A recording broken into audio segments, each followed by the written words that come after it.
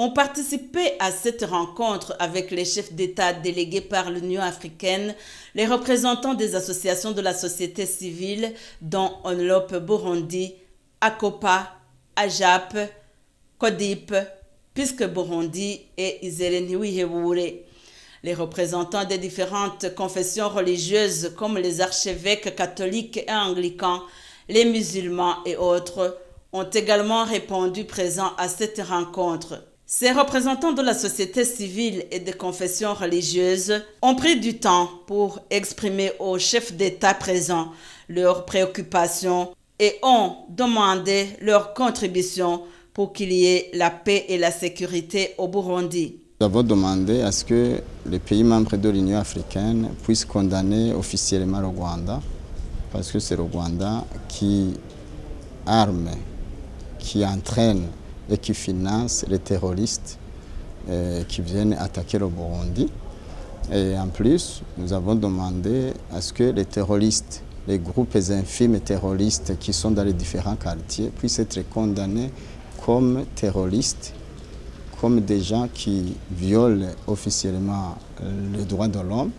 Nous avons demandé aussi aux chefs d'État de pouvoir plaider à ce que l'Union européenne ne continue pas à appuyer l'opposition radicale qui déstabilise le pays. Les gens qui sont déjà identifiés ou qui sont connus parce qu'ils ont les moyens de pouvoir identifier ce qui se met les troubles au Burundi et les fauteurs de troubles ne puissent pas continuer à le faire, qu'ils puissent aider à ce que ces gens-là arrêtent immédiatement ces tueries et qu'ils puissent suivre le chemin de dialogue.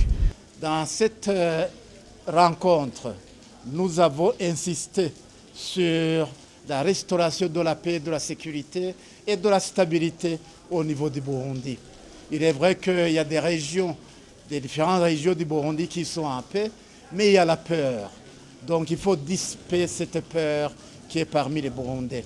Nous avons aussi demandé qu'il y ait un dialogue, un vrai dialogue et non pas un monologue entre les Burundais à l'intérieur et que ce dialogue soit inclusif sans condition.